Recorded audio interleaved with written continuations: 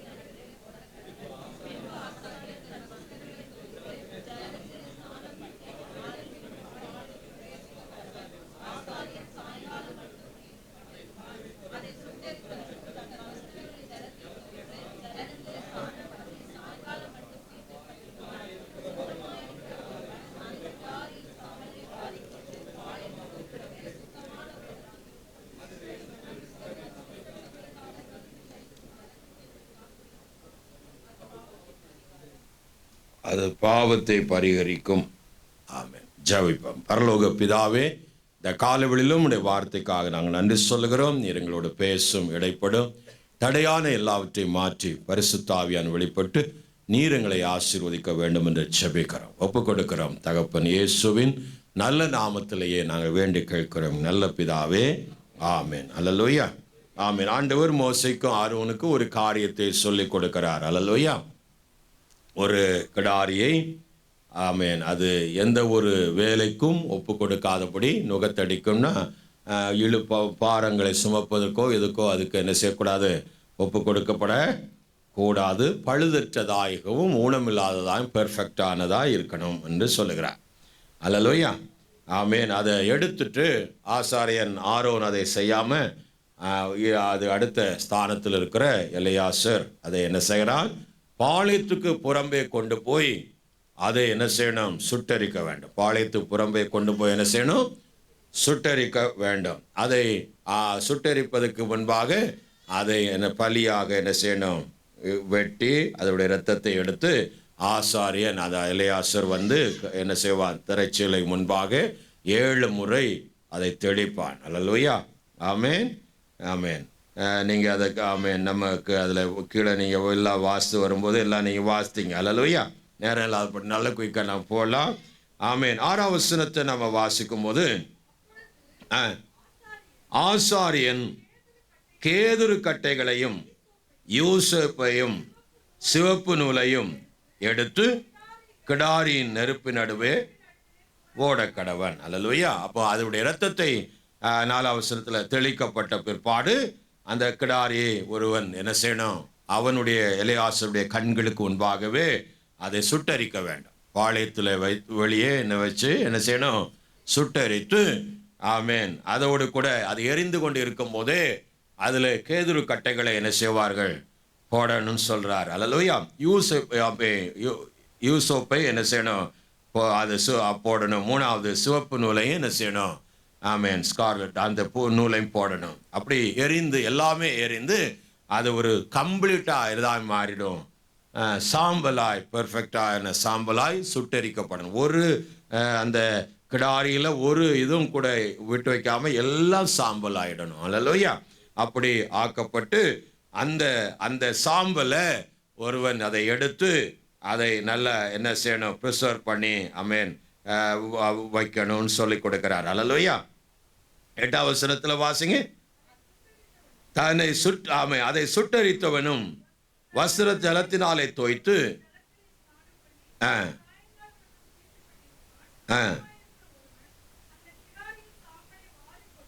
வாரிக்கொண்டு பாளையத்துக்கு புறம்பே சுத்தமான ஒரு இடத்துல கொட்டி வைக்க கடவன். அது இஸ்ரவேல் புத்திரரின் சபைக்காக தீட்டு கழிக்கும் ஜலத்துக்கென்று காத்து வைக்கப்பட வேண்டும். அது பாவத்தை என்ன செய்யும்? பரிகரிக்கும். ஆமென். ஆண்டவர் சொல்லிக் கொடுக்கிற ஒரு மேன்மையான ஒரு ரட்சிப்பின் திட்டத்தை குறித்து அவர் பேசிக்கொண்டு வருகிறதை நாம் இங்கே பார்க்கிறோம். பாளையத்துக்கு புறம்பே ஒரு மனிதன் ஒரு மரித்த, அதுக்கு பின்னாடி சொல்லிட்டு ஒரு செத்தவனையோ பிரேதத்தையோ அவன் தொடுவானானால் அவன் பாளையத்திலிருந்து வரும்போது அவன் இந்த தண்ணீரிலே, அதாவது இந்த சாம்பலை அந்த ஓடுகிற தண்ணீரை எடுத்து அதில் மிக்ஸ் பண்ணி வைப்பார்கள் இல்லையா, வைத்து அவன் மேலே என்ன செய்யணும்? தெளிக்கணும். ஆமென். இது அடிக்கடி செய்யக்கூடிய காரியம் அல்ல. அந்த சாம்பல் ஒரு இது நிறைய வருடங்கள் என்ன செய்யும்? போதுமானதாய் இருக்கும். வேதத்தில் 3-4 நேரம் அது செய்யப்பட்டதாக ரெக்கார்டு என்ன செய்கிறாங்க? சொல்லியிருக்கிறாரு. பண்டிதர்கள் சொல்கிறாங்க இயேசு வருவதற்கு முன்னாடி கிட்டத்தட்ட ஆமென் அல்லேலூயா 10 முறை மேக்சிமம் அது வரைக்கும் தான் என்ன செஞ்சிருக்கு? இப்படிப்பட்ட கிடாரியை பெர்ஃபெக்டான இதை கொடுக்கப்பட்டிருக்கிறது என்று சொல்கிறாங்க. அல்லேலூயா. இப்போ அந்த தேவாலயத்தை மறுபடியும் கட்ட வேண்டும் என்று சொல்லுகிறவங்க மறுபடியும் அந்த கிடாரியை அது உருவாக்கி இப்போ அங்கே ஆயத்தமாய் வச்சிருக்கிறத நாம் என்ன செய்ய முடிகிறது? பார்க்க முடிகிறது. ஒரு பியூரிஃபிகேஷனுக்கு வேண்டி அதை செய்யப்பட்டிருக்கிறது. ஏன் ஒரு மரித்தவனை ஒரு சின்ன சின்ன காரியத்தைக்கும் அவன் பியூரிஃபை பண்ணணும், சுத்திகரணம் பண்ணணும்னு ஆண்டவர் சொல்லி வச்சா, நமக்கு இதெல்லாம் ஒரு மனுஷன் பிரேத அண்டை போனா எடுத்தா அப்படின்லாம் பார்க்கோமே, அப்படிலாம் நமக்கு தெரியும். ஆனால் அந்த அந்த முக்கியமாக ஏன்னா யோபுடைய புஸ்தகம் 20ஆம் அதிகாரம் 11 ஒரு எலும்புல என்ன இருக்குன்னு ஆண்டவர் சொல்லி கொடுக்கிறார். வாசிங்க. அவன் எலும்புகள் அவனுடைய வாழ வயதின் பாவங்களிலால் நிறைந்திருந்து அவனோடு கூட மண்ணில் படுத்துக்கொள்ளும். அல்லேலூயா. அப்போ ஒரு பாவி மரிப்பானால் அவன் மரிக்கிறவன் என்ன நிலையில் இருக்கிறா, எப்படிப்பட்டவன் நமக்கு தெரியாது. அல்லேலூயா. அவனுடைய பாவங்கள் அவனுடைய அந்த வாழ வயதின், அதாவது அந்த நன்மை தீமை அறிகிற வயதிலிருந்து அவன் செய்கிற எல்லா காரியங்களும் கவுண்டபிள். அல்லேலூயா. ஆமென். பாவங்கள் நற்காரியங்கள் எல்லாம் கவுண்ட் பண்ண வச்சிருக்கோம். ஆமென். அதனால பாவம் எல்லாம் மன்னிக்கப்படாத சூழ்நிலையில அவனுடைய பாவங்கள் எல்லாம் அந்த அவனுடைய எலும்போடு கூட மண்ணில் என்ன செஞ்சிருக்குமா? படுத்து கொள்ளும் என்று சொல்லப்பட்டிருக்கிறது. ஆதியாம் 4ஆம் அதிகாரத்தில் பாவம் வீட்டு வாசல்ல இருக்கும் என்று படுத்து கிடக்கும் என்று சொல்லப்படும். வீட்டு வாசல்ல பாவம் எங்க படுத்து கிடக்கும்? வீட்டு வாசல்ல. அதனால ஒவ்வொரு சின்ன காரியமாக இருந்தாலும் அவன் சுத்திகரணத்தை பெற்று கொண்டு இருக்கணும். அல்லேலூயா. அதனால தான் ஆண்டவர் ஒவ்வொரு காரியம், நம்ம மனுஷன் நினைக்கிறான் நல்லா தானே இருக்கிறேன் அப்படிலாம் நினைப்பாங்க. ஆனால் ஆண்டவர் அவருடைய எக்ஸ்பெக்டேஷன், அவர் அந்த ஸ்டாண்டர்ட் அவருடைய அளவின்படி தான் அவர் பார்க்கிறாரே ஒழிய நம்முடைய அளவின்படி அல்ல. ஆமென். நம்முடைய பரிசுத்த வாழ்க்கை நீதி ஆனாலும் சரி எதுவும் நம்முடைய அளவின்படி கிடையவே கிடையாது. அவர் எதிர்பார்க்கிற அவருடைய எக்ஸ்பெக்டேஷன், அதாவது இன்னும் சொல்ல போனா அவருடைய ஸ்டாண்டர்ட், அந்த ஸ்டாண்டர்ட்ல நம்ம இருக்கணுங்கிறதா ஆண்டவருடைய காரியம். அல்லேலூயா. ஆகவே அந்த பாவத்தை போக்குற ஒரு பரிகாரமான ஒரு பலியை ஆண்டவர் இங்கே செலுத்தி அதை பாவத்தை நிவர்த்தி ஆக்கிற பலியாக, கிருபாதார பலியாக அங்கே வைக்கிறதை நாம் என்ன செய்கிறோம்? பார்க்கிறோம். அல்லேலூயா. வேகமாய் 3 காரியத்தை நம்ம பார்க்க போறோம். அல்லேலூயா. 3 பொருட்களை அதில் போடுறாங்க. என்னதெல்லாம்? கேதுரு கட்டை ஒன்றுனா நிறைய கேதுரு கட்டைகளை போடுவாங்க. ஆமென். அப்புறம் யூசோப்பு, சிவப்பு நூல். அல்லேலூயா. 3 காரியங்களும் முக்கியமான காரியங்கள். ஆமென். இந்த கேதுரு கட்டை என்பது எதற்கு அடையாளமாக இருக்குன்னா, நீதி அல்லது இன்கரப்டபிள், சுத்தமானது அல்லது நீதி, ஒரு நீதி ரைச்சியஸ்னஸை குறிக்கிற அடையாளப்படுத்தி சொல்லப்பட்டிருக்கிறது. அல்லேலூயா. அதற்கென்று ஒரு மனம் இருக்கிறது, அதுக்கு ஃப்ரெக்ரன்ஸ், ஒரு மனம் இருக்கிறது, வாசனை இருக்கிறது. அல்லேலூயா. அது மட்டுமல்ல, அது இன்கரப்டபிள், அதாவது என்ன சொல்ல போனா நீதி என்று அர்த்தம். ஆமென். பாருங்க, வேதம் சொல்லு நம்முடைய நீதியெல்லாம் அழுக்கான கந்தை. ஆனா இயேசு தான் தம்மையே பலியாக ஒப்பு கொடுத்து நம்மை நீதிமானாய் மாற்றினார். ஆமென். நம்மை நீதிமானாய் மாற்றி இருக்கிறார். அல்லேலூயா. ரோமருடைய புஸ்தகம் ஆமென் 3ஆவது அதிகாரம் நீங்க 21வது வசனத்துல இருந்து வாசிக்கும் போது இப்படி இருக்க நியாயப்பிரமாணம் இல்லாமல் தேவநீதி அதை குறித்து நியாயப்பிரமாணம் தீர்க்க தரிசனங்களும் சாட்சியிடுகிறது.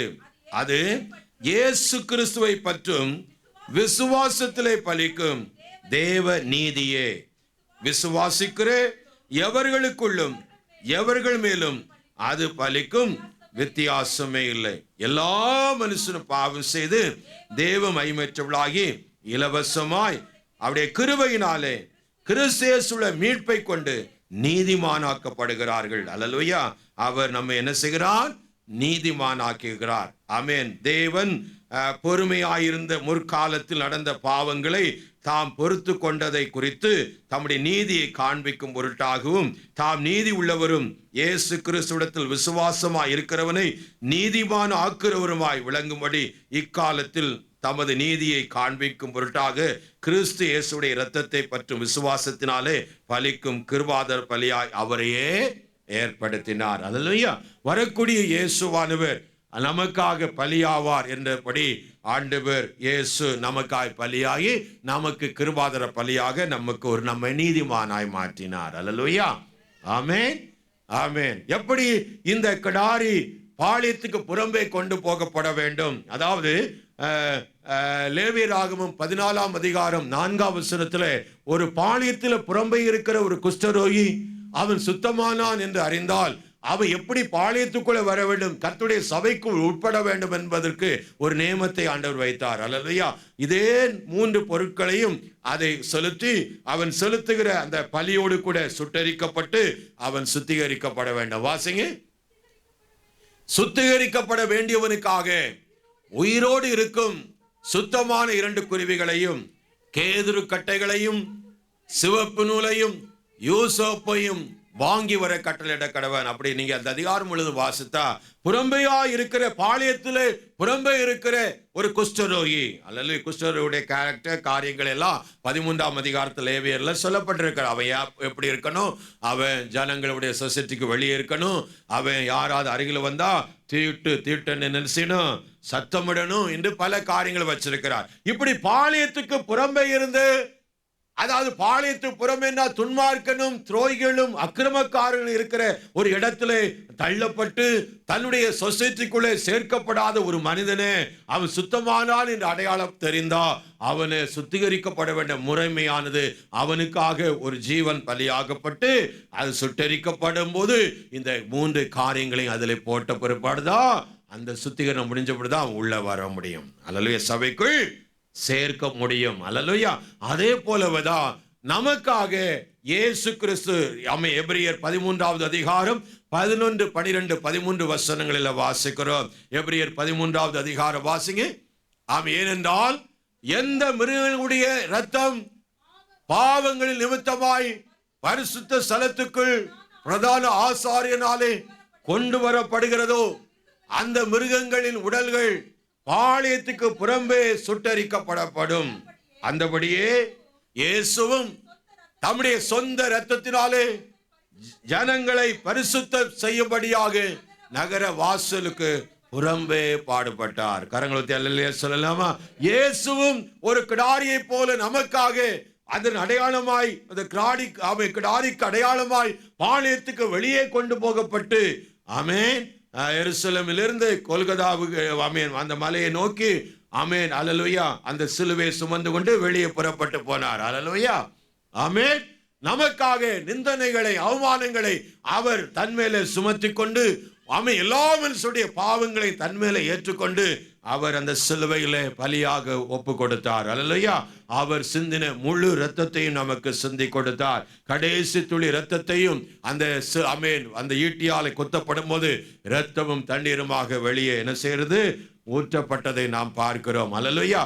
முழுவதும் தன்னை அர்ப்பணித்தார். முழுவதும் தன்னை அர்ப்பணித்து பாளையத்துக்கு புறம்பே இருந்த நம்மை அக்கிரமக்காரர்களுக்கு ஒருவராக எண்ணப்பட்டார் என்று சொல்லப்பட்டபடி ஆமென் சங்கீதம் 32:1-2 ஆமென் வசனங்களை வாசிக்கும் போது எவருடைய பாவங்கள் மன்னிக்கப்பட்டதோ அவன் பாக்கியவான் என்று சொல்லப்பட்டிருக்கிறது. அவனுடைய பாவங்கள் மன்னிக்கப்பட்டதோ அவன் பாக்கியவான்.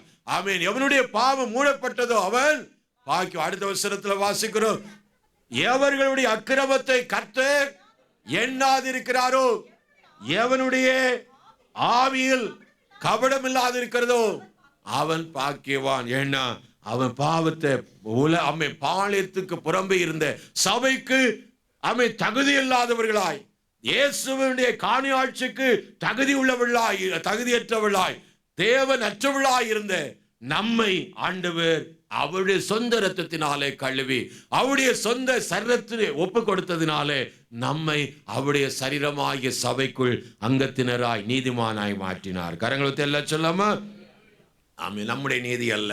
நிறைய பேர் நினைக்க, நான் என்ன பாவம் செய்தேன். நிறைய பேருடைய கேள்வி. இப்பவும் நிறைய பேர் நினைக்கிறேன், நான் எவ்வளவு பரிசுத்தம் தெரியுமா, எனக்குள்ள என்ன தப்புமே. கொஞ்சம் யோசிச்சு பாருங்க, உங்க சிந்தனை எப்படி இருக்குன்னு. அதை விடுங்க, உங்க கனவுகள் எப்படி வருதுன்னு கொஞ்சம் பாருங்க. ஆமென். அல்லேலூயா. ஆமென். எப்படி ஒரு நாளை கடத்துறீங்கன்னு நீங்க பாருங்க.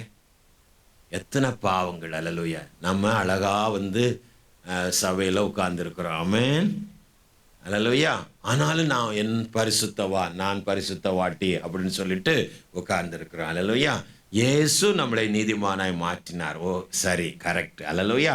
இது நம்மால் உண்டானது அல்ல, இலவசமாய் அவர் தன்னை பலியாய் ஒப்பு கொடுத்ததுனாலே உண்டான விலையேறப்பட்ட பாக்கியம். அல்லேலூயா. ஆமென். நம்ம நீதிமானாக்குறவர் அவரே. ஆமென். அவருடைய நீதினாலே நம்ம நீதிமானாக்கினார். அல்லேலூயா.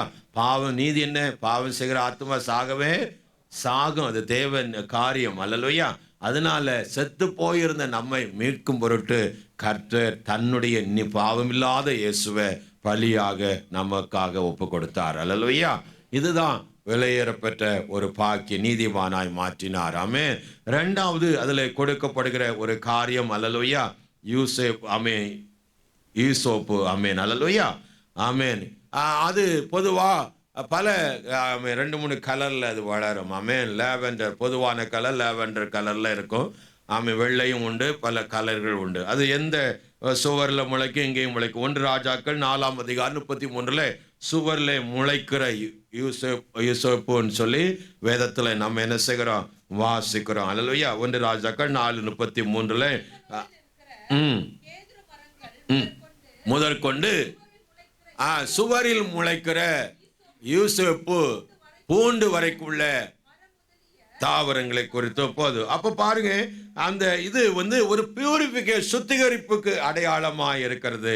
பரிசுத்தத்துக்கு அடையாளமாக இருக்கிறது. எதற்கு அடையாளமாக இருக்கிறது?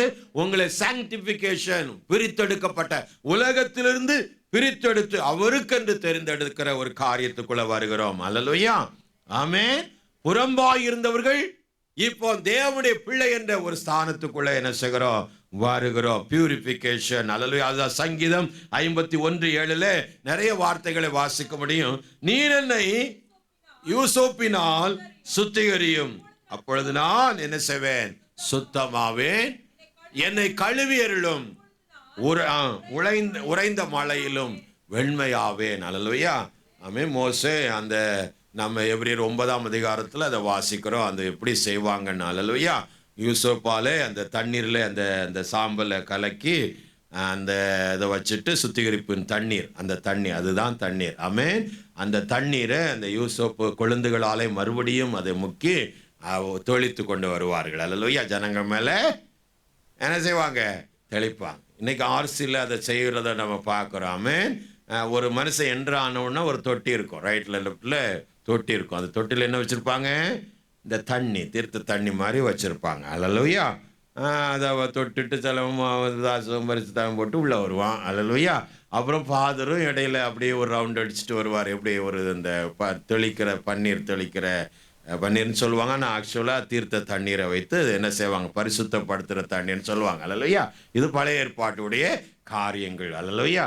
ஆனால் புதிய ஏற்பாட்டில் நாம் இயேசுவின் இரத்தத்தினால பாவ மன்னிப்பை நாம் பெற்றிருக்கிறோம். அல்லேலூயா. ஆமென். ஆமென். பாவ மன்னிப்பு நிச்சயத்தை நாம் இயேசுவிடத்திலிருந்து பெற்றோம். மூணாவது ஒரு காரியத்தை நாம் பார்க்கிறோம். என்னது? ஆமென். சிவப்பு நூல். அல்லேலூயா. என்ன நூல்? சிவப்பு நூல். ஆமென். இதை அதில் போடணும். அல்லேலூயா. இது அந்த பிளட்டுக்கு அல்லது ஒரு பாவத்துக்கு ஒரு அடையாளமாய், அல்லது ஒரு சால்வேஷனுக்கு, ரட்சிப்பின் காரியத்துக்கு முக்கியமா விசுவாசத்தின் அடையாளமாய் இருக்கிறது. அல்லேலூயா. எதுக்கு அடையாளமா இருக்கிறது? என்ன விசுவாசம் ஒரு மனிதன் விசுவாசிக்கணும்? ரோமருடைய புத்தகம் 10வது அதிகாரம் 9-10 வாசிக்கிறோம். ரோமர் புத்தகம் 10வது அதிகாரம் 9-10. என்ன என்னவென்றால், கர்த்தராய் இயேசுவை நீ உன் வாயினாலே அறிக்கையிட்டு தேவன் அவரை மரித்தோரிலிருந்து எழுப்பினார் என்று உன் இருதயத்தில் விசுவாசித்தால் ரட்சிக்கப்படுவாய்.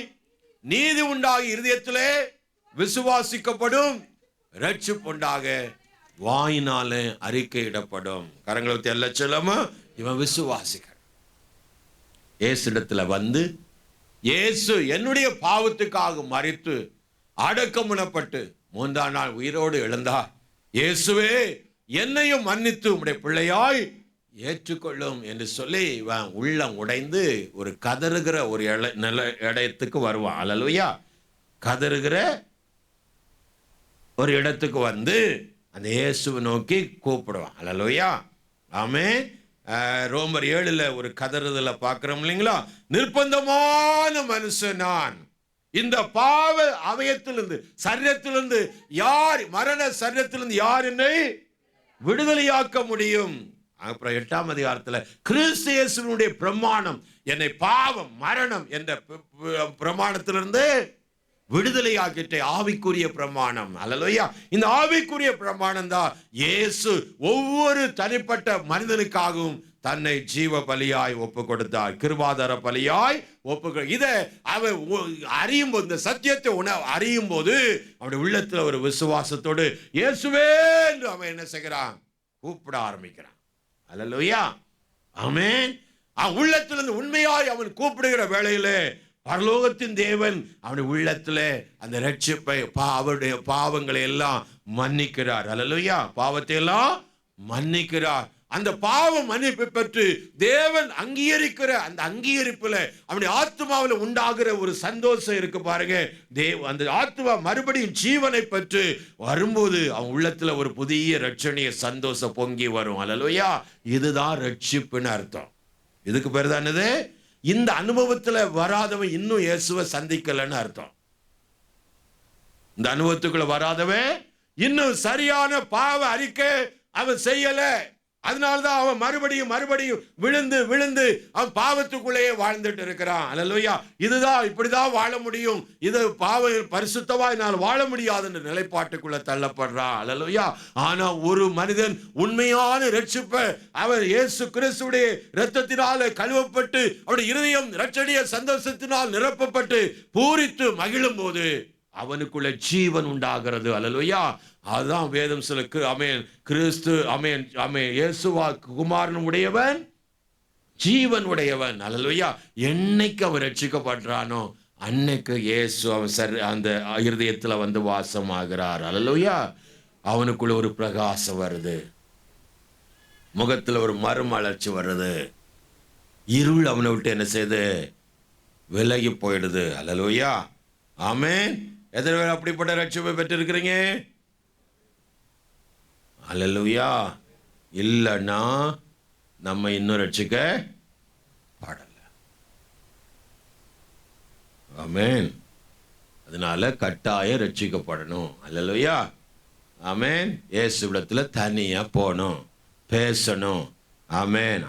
அழுது இருதயம் உடைக்கப்பட்டு தேவ நொறுங்கி ஆண்டவரை நோக்கி கூப்பிட்டு இரத்தத்தினால் என்னை கழுவும் என்று சொல்லும்போது அந்த இரத்தம் நம்மை விடுது. அப்போ விசுவாசம் முதல் ஒரு கிரியை செய்யும்.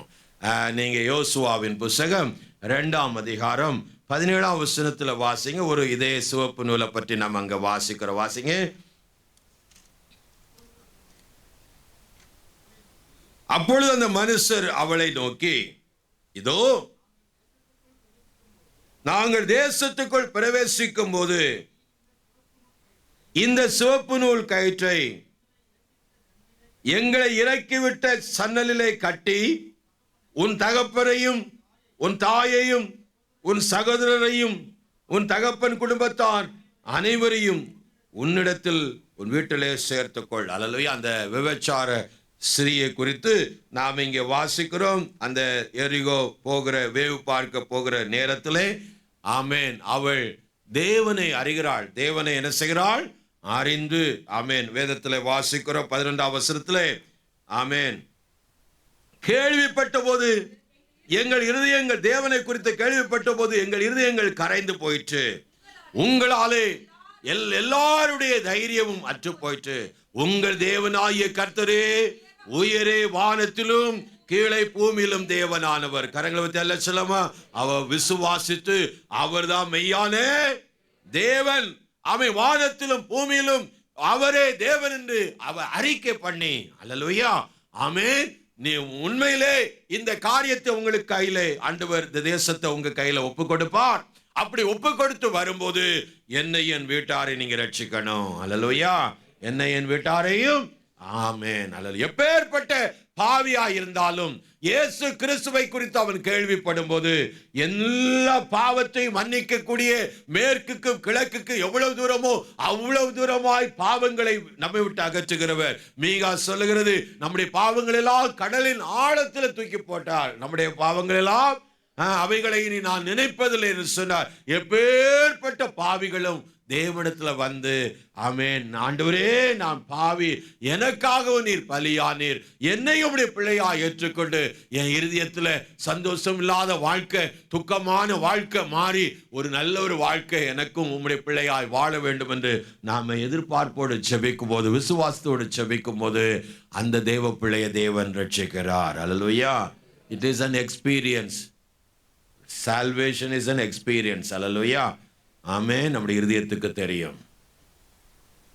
ஆமென். அல்லேலூயா.